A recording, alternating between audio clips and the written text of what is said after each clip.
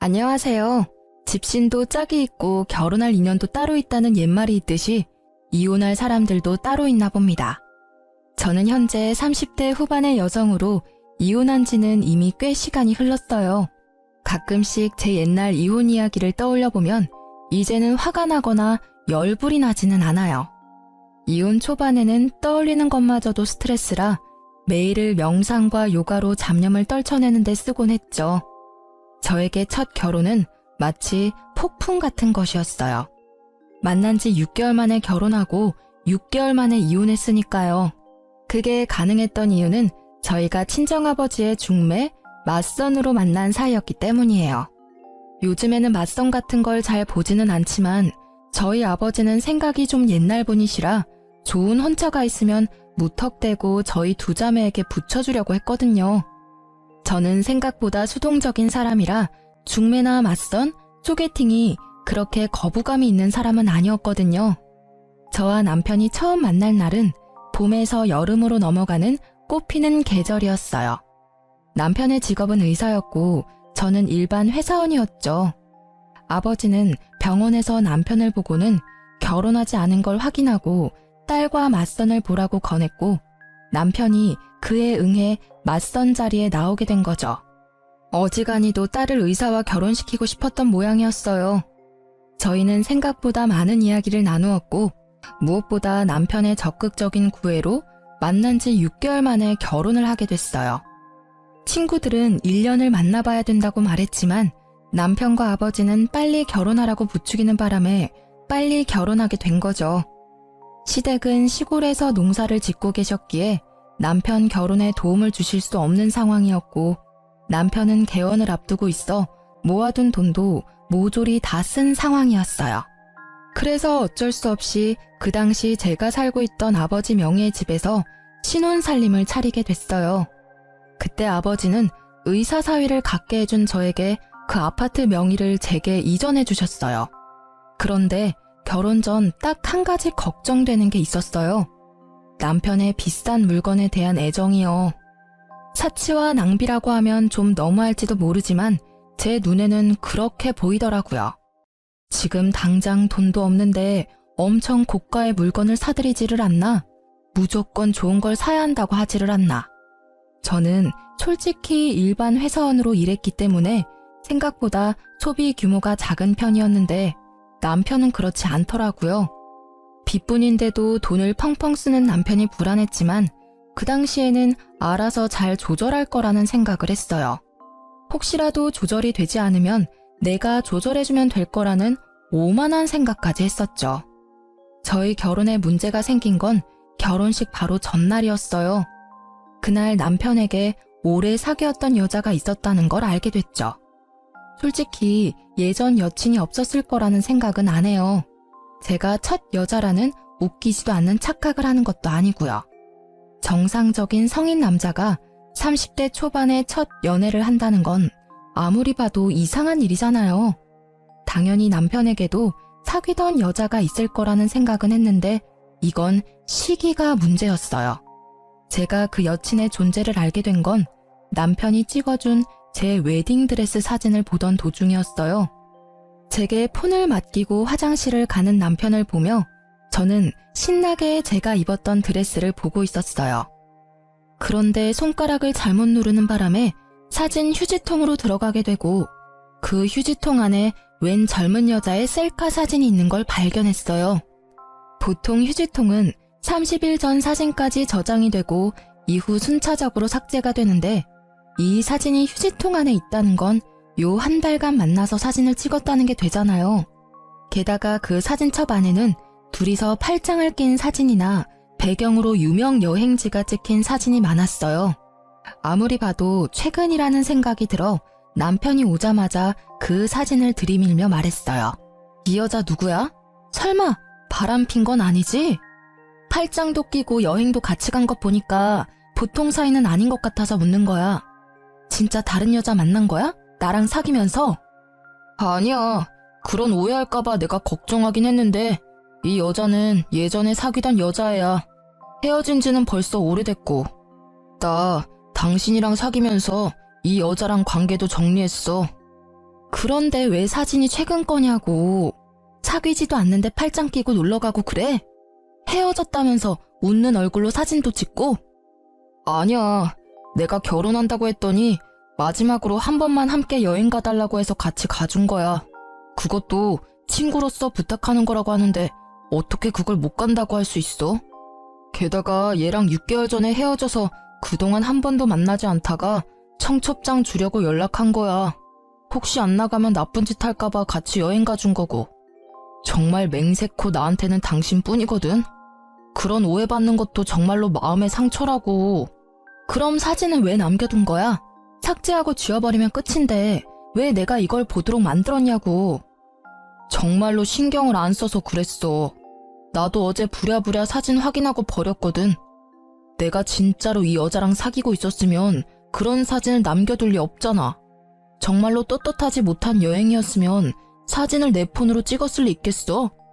그제야 저희의 짧았던 만남이 실감됐어요. 이래서 친구들이 길게 만나보라고 한 거였구나. 그런데 지금 당장 파혼하기도 어려운 일이었거든요. 일단 친정에서 특히 아버지의 의사 사위에 대한 자랑스러움이 워낙 컸거든요. 온 동네방네 돌아다니며 소문을 다 내셔서 지금 파혼을 결정하면 아버지 얼굴에 먹칠을 할 것 같았어요. 그리고 사진을 유심히 보니 사진 속 옷이 제가 남편을 만나기 전에 초봄인 것처럼 보였어요. 그래서 최대한 단순하고 편하게 생각하기로 했어요. 이제 곧 결혼할 남자를 의심하는 건 좀 아닌 것 같다고요. 사진을 간직했다면 모를까. 사진을 삭제까지 한 남자가 설마 바람을 피고 있을까 하는 생각으로요. 다만 남편에게는 단단히 일러두기로 했어요. 있지, 나는 다른 건 다 용서해도 바람은 절대로 용서 안 해. 남자의 바람은 나한테는 이혼 1순위거든. 나는 내 사람을 남과 나누고 싶은 마음도 없어. 그러니까 당신은 절대로 외도 생각하지 마. 만약 그렇다면 나는 무조건 이혼할 거야. 아버지가 뭐라고 하든. 그럼 당연하지. 나도 바람피는 사람은 싫어. 그런 더러운 짓을 하는 사람을 믿을 수가 없잖아. 평생의 반려를 배신하는 행동은 절대 안 할 거니까 꼭 믿어줘. 나한테는 정말로 당신뿐이거든. 전 여친한테도 벌써 말했어. 호호 할아버지가 돼도 나는 우리 와이프뿐이라고. 저는 그 말에 남편을 믿기로 했어요. 물론 마음의 의심은 좀 남아있었지만 남편은 무척 세심하게 저를 챙겨줬거든요.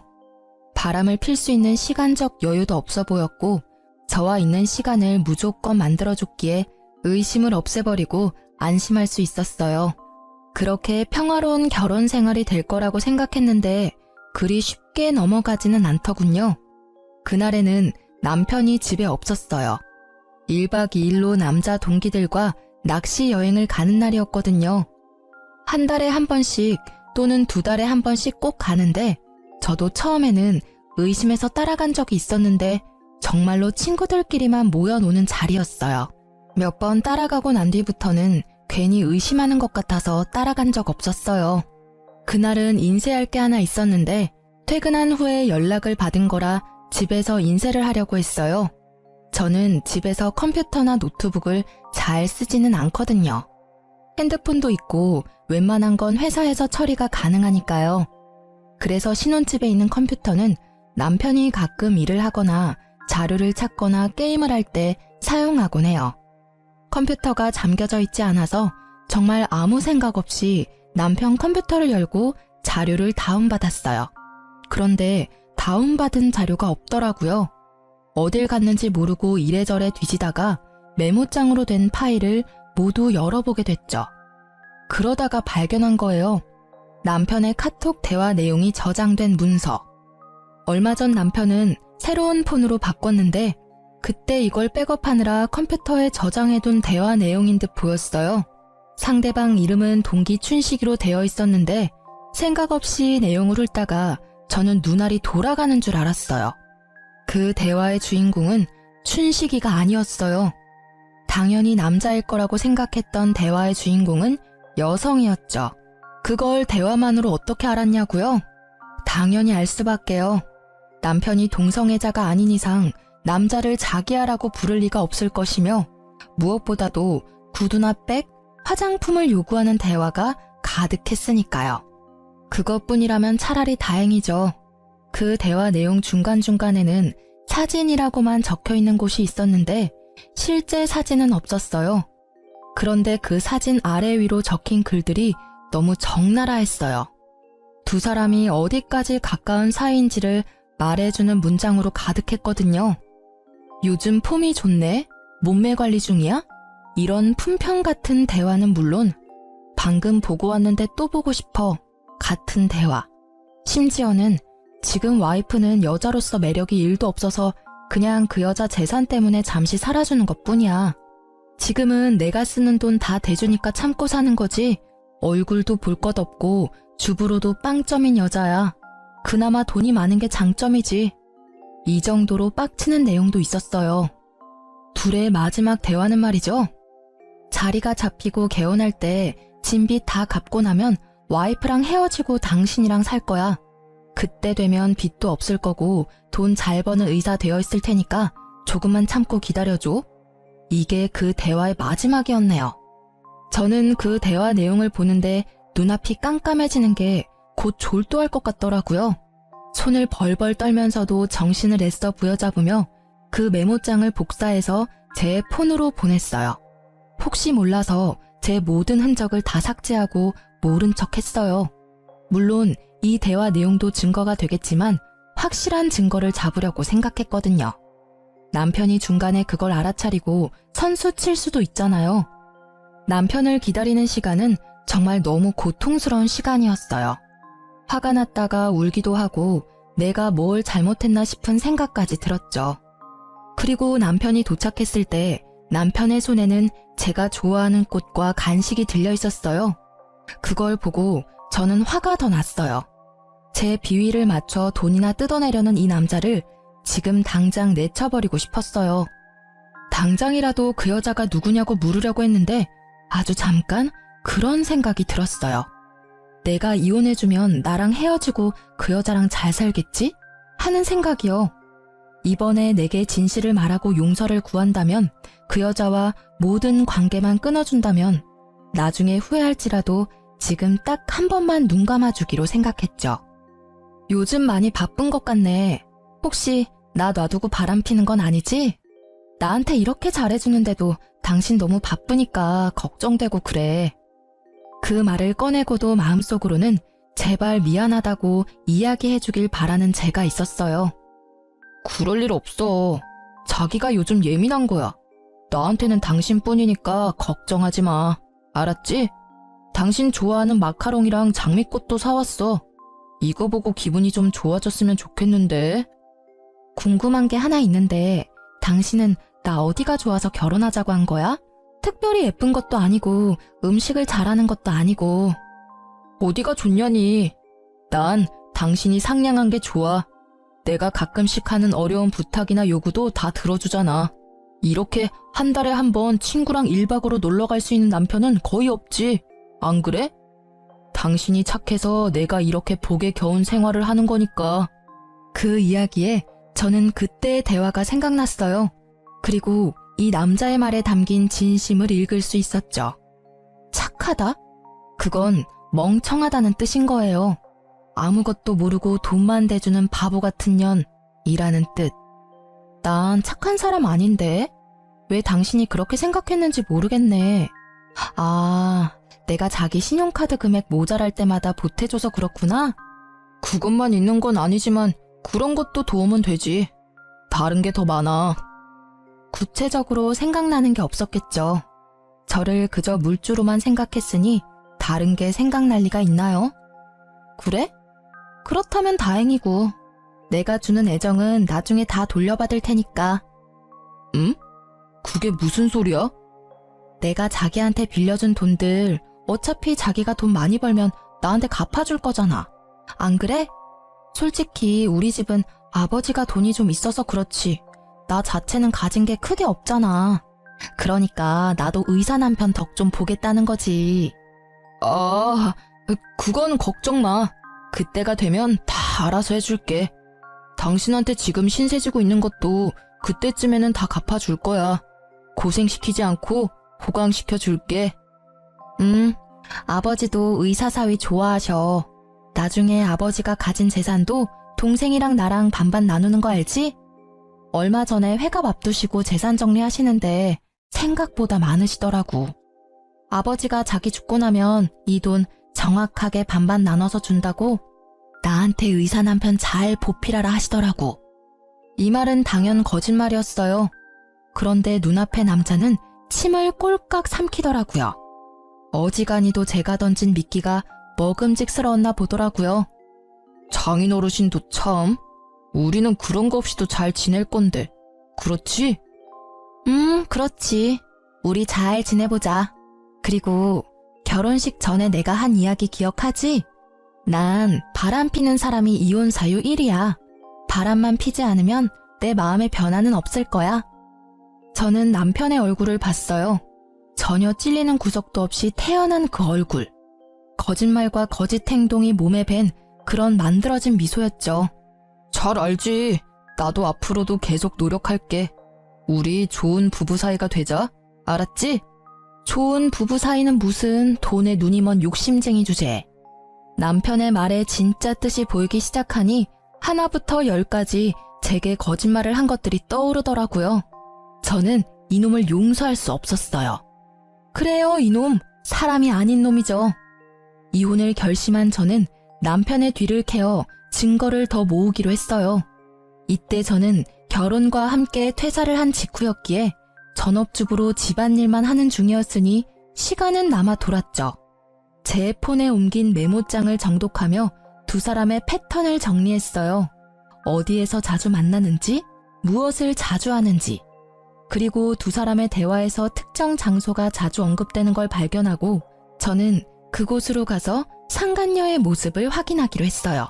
하루, 이틀, 사흘, 그렇게 일주일이 지나고 남편이 내게 친구와 회식이 있어 늦는다는 문자를 보내왔어요. 그리고 저는 얼마 뒤 제 눈앞에 보이는 남편의 모습을 보며 오늘 상간녀를 볼 수 있을 거라고 확신했죠. 그리고 역시 상간녀가 모습을 드러냈어요.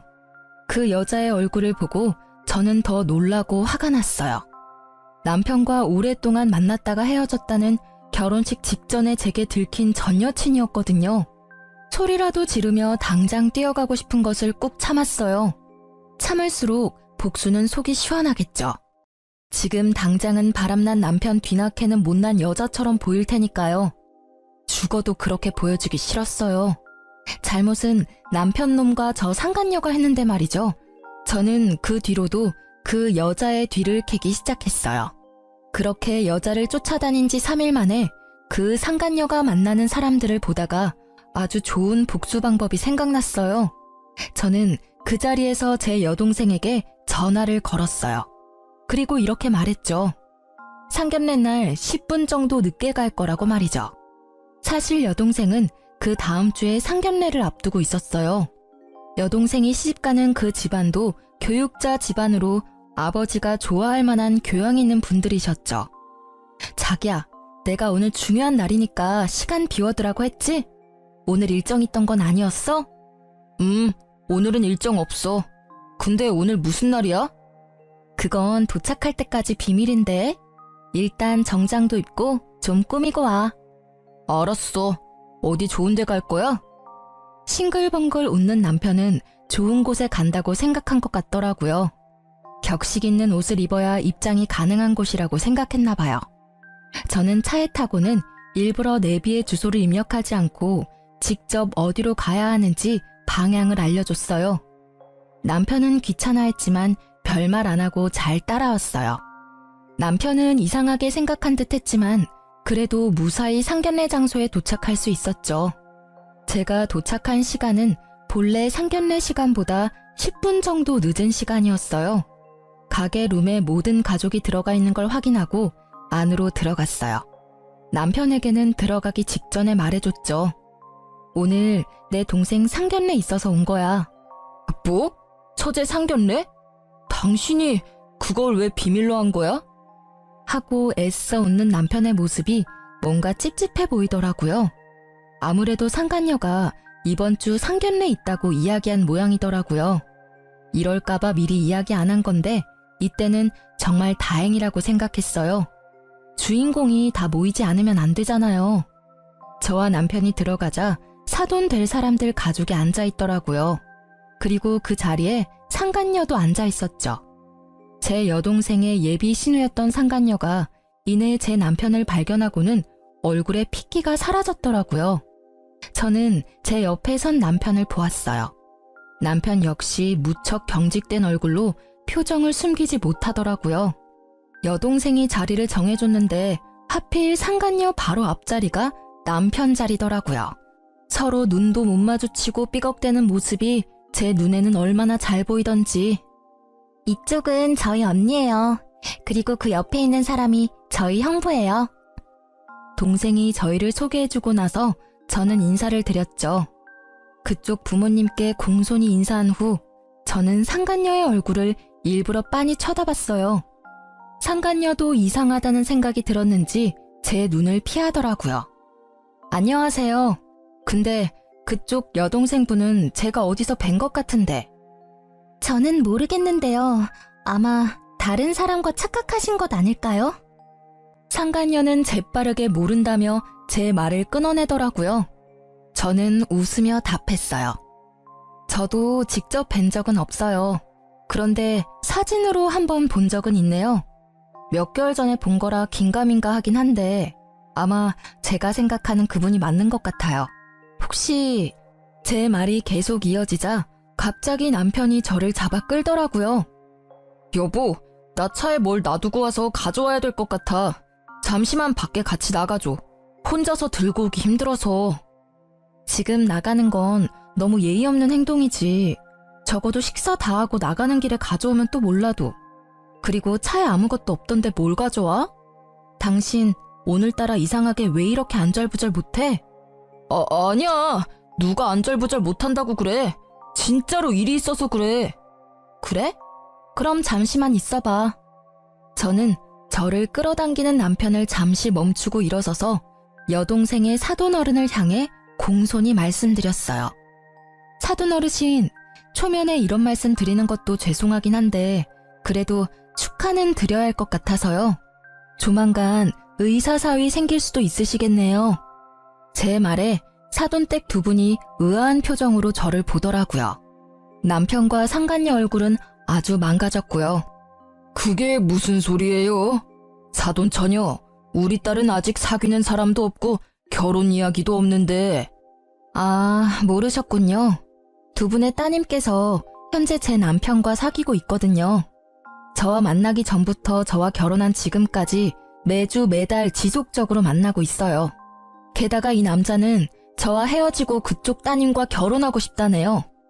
의자가 뒤로 넘어지는 소리가 들리고 저희 아버지의 고함 소리가 들렸어요. 대체 그게 무슨 소리야? 최서방이 뭐를 어째? 양가 부모님이 모두 놀랐지만 저희 친정아버지는 곧 숨이 넘어갈 만큼 놀라고 말았죠. 그리고 그런 아버지의 모습을 보더니 남편이 재빠르게 무릎 꿇고선 제게 애절하게 말하더라고요. 당신이 무조건 오해하고 있는 거야. 어디서 뭘 듣고 왔는지 모르겠지만 이런 좋은 자리에서 꺼낼 이야기는 아닌 것 같아. 응? 제발 부탁인데 우리 나가서 이야기하자. 조용한 데서 오해 좀 풀자고. 이런 자리는 진짜 그런 말 하기 어울리지도 않고 진짜 이 사람과는 당신이 생각하는 그런 거 아니라고. 그래? 이걸 보고도 그 말 할 수 있을지 볼까? 나 생각보다 많이 알고 있거든. 내가 오해한 건지 자기가 잘못 알고 있는 건지 이걸 보면 정확해지겠지. 저는 가방에 넣어왔던 인쇄물을 탁자에 올렸어요. 글자 크기를 크게 해서 인쇄했더니 아주 잘 보이더라고요. 뭐 그러라고 크게 뽑았지만 남편과 상간녀의 톡 대화 내용이었어요. 불륜을 정확히 특정하는 문장만 뽑아서 인쇄했죠. 종이 내용을 보는 양가의 부모님들은 크게 놀라는 모습이었어요. 당연하죠. 서로의 관계를 뚜렷이 보여주는 그 대화 내용에 두 사람의 관계를 짐작하기 쉬웠으니까요. 그리고 상간녀는 그 인쇄물들을 부랴부랴 숨기려고 열심히 주었지만 제가 한 장만 뽑아온 게 아니었거든요. 허공에 수십 장을 뿌려주니 그걸 회수하려는 생각은 못하더라고요.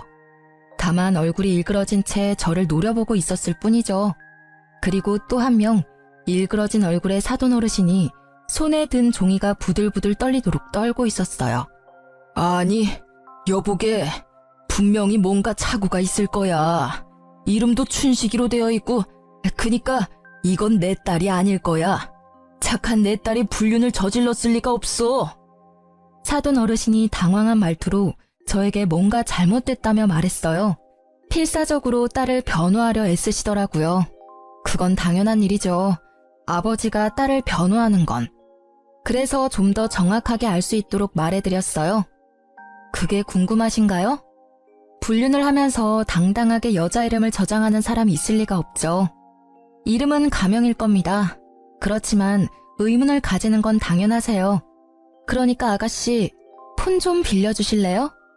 당신 전화기로 우리 남편한테 전화하면 분명 대학 동기 춘식이라고 뜰 텐데. 제가 번호를 알려드릴게요. 010. 제가 남편의 전화번호를 읊는 도중에도 상간녀는 절대로 자기 폰을 들지 않았어요. 오히려 다른 사람이 더 흥분해서 말했죠. 뭐하고 있어? 빨리 전화해봐. 너 설마 진짜로 불륜을 저지른 거야? 유부남이랑 사귄 거냐고. 번듯하고 멀쩡한 오빠 밑에 이런 여우 같은 여동생이 있다니. 애가 달아서 난리가 났더라고요.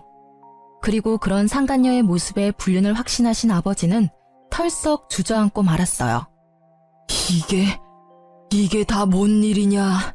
설마 최서방이 이런 짓을 저지를 줄이야. 내가 바라던 사위가 내 딸한테.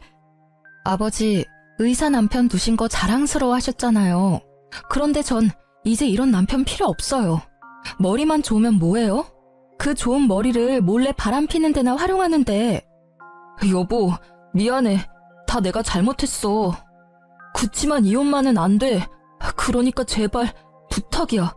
내가 뭐든 할 테니까 제발 이혼한다고는 말하지 마. 내가 다 설명할게. 하나부터 10까지 당신이 충분히 이해할 수 있도록 내가 설명할 테니까 제발 밖에 나가서 이야기해. 남편은 그 자리에 무릎을 꿇으며 제게 매달리더라고요. 미안한데 나는 당신 ATM기가 아니거든? 그러니까 오늘부로 내 집에서 당장 나가. 사실 그 톡 대화 내용 나 다 봤어. 당신이 폰 바꾸기 전에 백업해둔 예전 내용까지 싹 다. 이런 대화를 보고 제정신으로 당신이랑 계속 만날 수 있겠어? 돈 때문에 결혼했다는데 내가 왜 당신이랑 같이 있어야 하는데? 어차피 나랑 이혼할 생각이었다면서. 생각한 것보다 더 일찍 헤어져 준다니까? 그 후에 둘이서 콩을 볶든 깨를 볶든 행복하게 잘 살면 되잖아. 왜 결혼 도중에 사람을 바보 만드냐고. 6개월 만에 결혼하자고 졸라서 할 만큼 우리 집 돈이 탐났어? 그런데 어쩌지? 나는 이제 더 이상 그 돈 못 주는데. 다른 데서 알아봐 이제. 아니야, 진짜 오해야. 그 뒤로 우리 진짜 만난 적 없고 나는 당신뿐이라고. 당신 없으면 나는 안 돼. 나 진짜로 당신 돈 때문에 만난 거 아니야. 그냥 그건 헛소리가 나온 거고. 그래, 술 취해서 그랬나 봐. 나는 기억도 안 난다고. 나 진짜 이혼 못해. 왜? 얼굴도 못생겼고 주부로도 못 쓰는 여자가 뭐가 중요해서. 아, 여전히 돈 때문이니?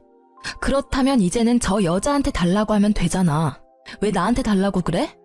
그리고 분명히 말하는데 내가 내 돈은 다 돌려받을 거야. 위자료는 물론 상간녀 소송도 걸 거야. 위자료 싹 다 받아먹을 거고 내가 당신한테 사준 것들은 고스란히 놔두고 가야 될 거야.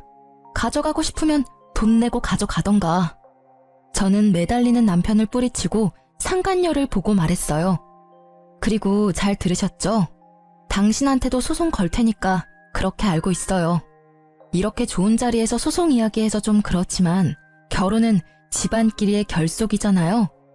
언니 남편과 불륜을 저지른 상간녀가 시누이라니 그게 무슨 막장 드라마냐고요. 동생에게는 정말 미안해서 얼굴을 못 들겠네요. 잘못은 저 두년놈이 저질렀는데 왜 저와 제 동생, 가족들이 고통받아야 하는지 모르겠어요.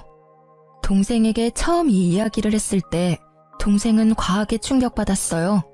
그렇지만 시누이로 그 상간녀를 대해야 한다는 걸 알고는 이 결혼에 대해 다시 생각해보기로 했어요.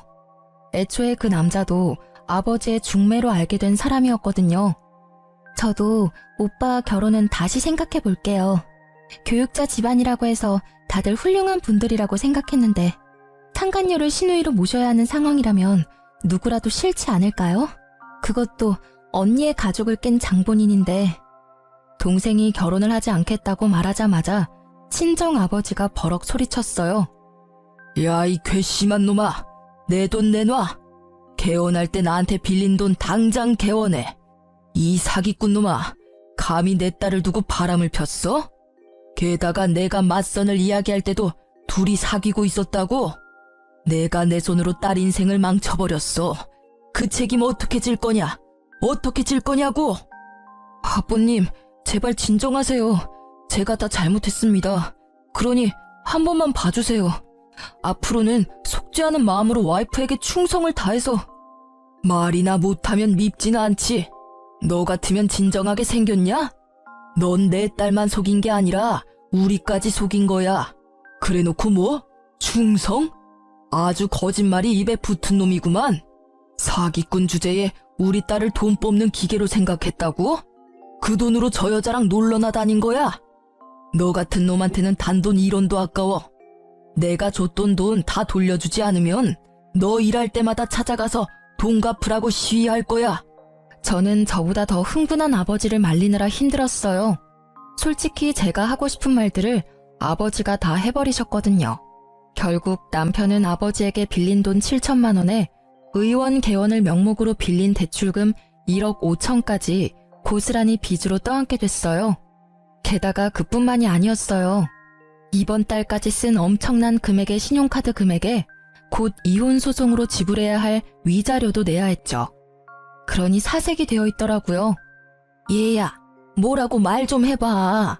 저 사람들 말이 다 사실이냐? 네가 진짜로 유부남이랑 만난 게 맞아? 어떻게 네가 그럴 수가 있어? 우리가 너를 어떻게 키웠는데? 저쪽 집은 저쪽 나름대로 뒤집어졌더라고요. 파혼당한 상간녀의 오빠도 자기 여동생을 추궁하더라고요. 너 때문에 내 인생 망했어. 지금 네가 저지른 일 때문에 내 인생이 얼마나 꼬인 건지 알기나 해? 미치려면 적당히 미쳐야지. 왜 남의 인생에 피해를 주고 난리야? 내가 뭘 잘못했는데? 난 잘못한 거 없어. 내가 먼저 사귀고 있던 남자였다고. 뺏긴 건 저 여자가 아니라 나라고. 그렇게 소리질러 봤자 유부남과 만난 미혼 여성, 그 부분이 변하는 건 아니니까요. 한참 바쁜 그 집 사람들을 놔두고 저희 친정 부모님과 동생은 밖으로 나갔어요. 제가 먼저 내보냈죠. 어차피 이혼은 제가 하는 거고 두 분 부모님이 너무 흥분해서 곧 쓰러질 것처럼 보였거든요. 그 뒤로 제가 밖으로 나오는데 남편이 저를 쫓아 나오더라고요. 여보, 내가 그 여자랑 헤어질게. 맹세코 그 여자랑 더 이상 만나지 않을 테니까 나 버리지 마, 응? 지금은 안 돼.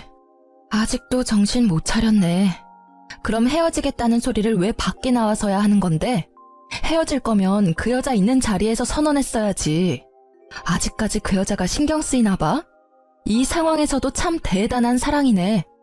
그 여자가 그 헤어지자는 말 들을까봐 신경 쓰는 걸 보니 한 번 속았으면 많이 속은 거야. 두 번 다시는 안 속을 거고 당신이 진짜 그 여자랑 헤어진대도 나는 이제 상관없는 일이야. 우리는 이제 이혼할 거니까. 그리고 당신 얼굴 꼴도 보기 싫으니까 오늘 중으로 집에서 나가줘.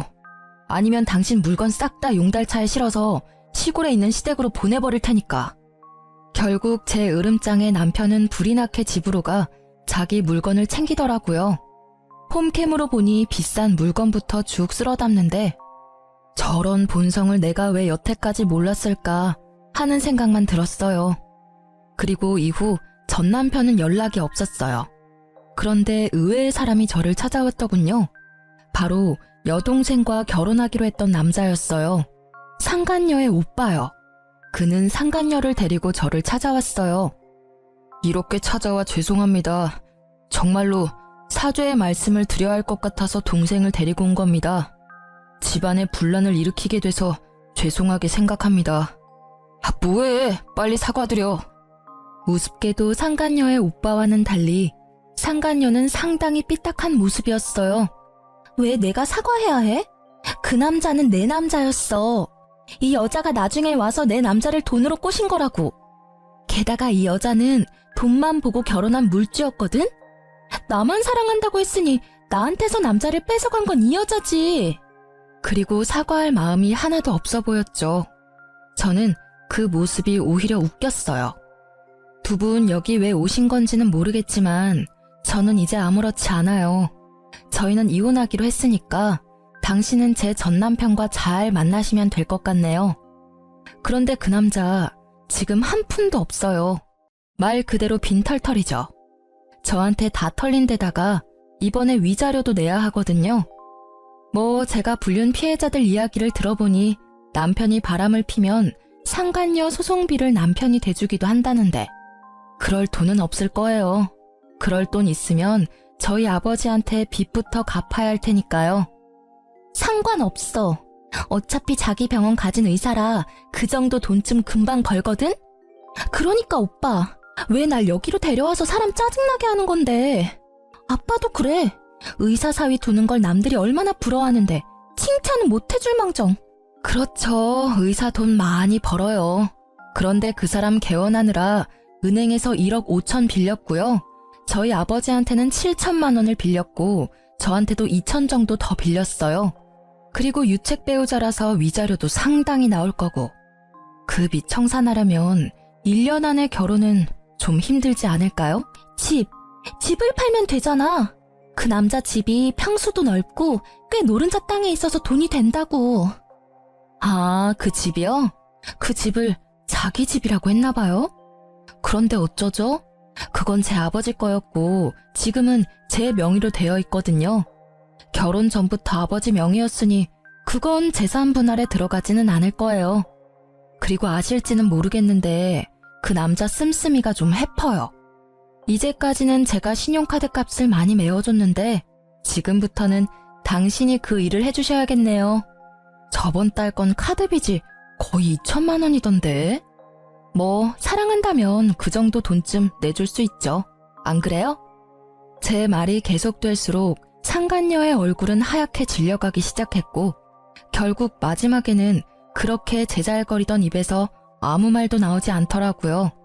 그리고 상간녀 오빠는 그 와중에 저에게 어필하더라고요. 이 못난이는 제가 교육을 잘 시킬게요. 그러니까 제발 제 결혼을 어떻게든 되돌려줬으면 좋겠어요. 솔직히 저는 아무 문제가 없는데 동생 때문에 이렇게 된 게 너무 억울하잖아요. 그쪽 말씀도 이해는 가요. 그치만 저희 아버지가 워낙 지금 이 사태에 분노를 하셔서요. 상간녀 당신이 호적파이고 남이 되지 않는 이상 제 여동생과의 결혼은 아마 불가능할 거예요. 남이 되더라도 이미 서로 간에 안 좋은 이미지만 쌓여서 그쪽 부모님들도 저희와 다시 연을 맺고 싶지 않으실 거예요. 저는 상간녀의 오빠에게 그렇게 말해줄 수밖에 없었어요. 이 남자가 제 여동생을 더 많이 좋아한 듯 보였어요. 그치만 어쩌겠어요? 가족을 잘 만나는 것도 복인데. 저는 헬쓱한 얼굴의 상간녀에게 아주 친절하게 말해줬어요. 상간녀님, 참 좋으시겠어요? 그렇게 사랑에 맞지 않는 남자와 다시 결혼할 수 있는 기회가 생겼잖아요. 그치만 그 사람에게 빚이 많으니까 그 빚 다 갚을 때까지 힘들게 살다가 결혼하시면 될 것 같네요. 근데 또 모르죠? 저처럼 돈 뽑아주는 기계 노릇만 하다가 돈 다 갚고 버려질지. 그건 그때 가봐야 아는 거니까 지금을 즐기세요. 이제 그 남자 솔로거든요. 뭘 해도 법에 걸리지 않잖아요. 그쵸? 제 말에 상간녀는 기분이 상한 듯 자리를 박차고 나가고 상간녀의 오빠도 부랴부랴 동생을 따라 나가더군요. 그 이후로 두 사람에게서 연락은 없었지만 나중에 들은 소문으로는 상간녀는 집에서 의절당하고 다른 지방으로 이사 갔다고 하더라고요. 그리고 1년쯤 지났을까? 백화점에 갔다가 우연히 전 남편과 마주친 적이 있어요. 여전히 비싼 브랜드만 골라서 구경하고 있더라고요. 제 버릇 남 못 준다는 말 틀린 거 하나 없어요. 아직 저와 아버지 빚을 다 갚지도 못한 주제에 고가의 물건을 사는 버릇은 고치지 못했더라고요. 일부러 다가가 아는 체 했어요. 이런 곳에서 다 보네? 잘 지냈어? 그랬더니 제가 들고 있는 봉투부터 보더라고요. 결혼 시절 전 남편이 갖고 싶다며 노래를 부르던 그 고가의 시계였거든요. 어머, 이런 데서 만나네? 잘 지내? 아, 이거 역시 알아보네. 1년 전이었으면 당신 것이 됐을지도 모를 시계야. 지금 재혼한 남편 생일 선물이거든. 뭐? 1년 만에 벌써 재혼? 너 설마 나 만나고 있던 동안 바람 폈어? 맞바람이면 나만 이런 고생하는 건 좀 아니지 않아? 미안하지만 맞바람은 아니야. 당신이 오해하는 것도 이해해. 솔직히 나는 당신한테 너무 당해서 다신 결혼 못할 줄 알았거든. 근데 내 짝은 다른 데 있었더라고. 그런데 상간녀랑은 잘 지내? 그쪽은 이미 헤어진 지 오래야. 상간녀 소송비 못 내준다고 하니까 헤어지자더라. 너 그 여자한테 뭐라고 말했어? 뭐 사실을 말했을 뿐이지. 당신이 이룬 것 중에 뭐 하나 당신 힘으로 이룬 게 없다는 거 말이야. 빚이 그렇게 많다는 게 헤어진 이유 중에 하나라면 이해는 해. 일반인들이 감당하기엔 확실히 큰 금액이잖아. 이렇게 이혼하고 보니 정말 다행이라는 생각이 들더라.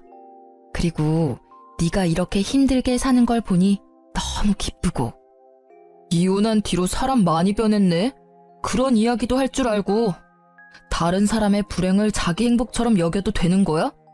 그리고 외도라고 해봐야 딱 한 번이었잖아. 외도 한 번에 이혼당했다고 하면 어디 가서 웃음거리밖에 안 된다고. 그만큼 당신이 날 믿지 못하고 사랑하지 못한 거지. 웃기시네. 외도는 한 번뿐이었지만 그동안 나한테 해온 거짓말은 하나가 아니었으니까. 얼마나 많은 거짓말을 하면서 얼마나 많은 시간을 속였을까 생각하면 지금도 겨우 가라앉힌 화가 끓어오를 것 같거든? 결국 제 말에 아무 말도 못하고 전 남편이 먼저 자리를 뜨더라고요. 하긴 지가 할 말이 뭐가 있겠어요. 할 수 있는 말이 없을 텐데. 게다가 그렇게 사치 때문에 피를 봤으면서 여전히 비싼 브랜드만 둘러보러 다니는 전 남편을 보니 이혼한 게 잘된 일이었다는 생각이 더 들었어요. 솔직히 이혼 후에 제가 언제나 즐겁고 개운한 마음이었던 건 아니에요. 힘들고 적적한 시기가 있었죠. 그렇지만 평소에 자주 연락하는 동네 소꿉친구랑 이혼을 계기로 자주 만나게 됐거든요. 나중에 알고 보니 그 친구는 저를 좋아했는데 제가 생각보다 빨리 결혼하는 바람에 저를 향한 마음을 접었다고 하더라고요. 그렇지만 이혼 후에 고생으로 몸과 마음이 너덜너덜해진 절 보고 위로해주러 왔다가 제게 고백해 오더라고요. 저는 저만을 꾸준히 바라봐준 그 친구의 모습에 그 사람과 재혼을 결심했어요. 이혼한 지 1년도 되지 않은데 재혼을 결심하는 건 힘들었지만 그만큼 그 사람의 진심을 소중히 여긴 결과였어요. 이혼 소송 끝나고 바로 혼인신고도 했고요.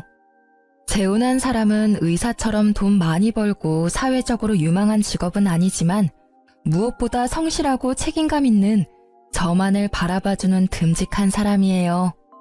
제 이혼 후에 아버지는 조건이 그리 중요하지 않다는 걸 절실히 깨달으신 것 같았어요. 물론 서로 조건이 맞으면 정말 좋겠지만 욕심을 너무 부리다 보면 나중에 저처럼 피 볼 일이 생길 수도 있으니까요. 아버지가 의사 사위를 원하지 않았다면 이런 일이 벌어지지 않았을 수도 있고 제가 이 남자를 만나지 않았을 수도 있죠. 그리고 요즘에는 무엇보다 부부 사이에는 신뢰와 사랑이 그 무엇보다 중요하다고 생각하게 됐어요. 저에게는 소중한 경험이자 두 번 다시 겪고 싶지 않은 경험이지만 이런 사람, 이런 사연도 있다는 걸 모두와 나누고 싶어서 긴 글을 써봤어요. 제 사연을 읽어주셔서 감사합니다.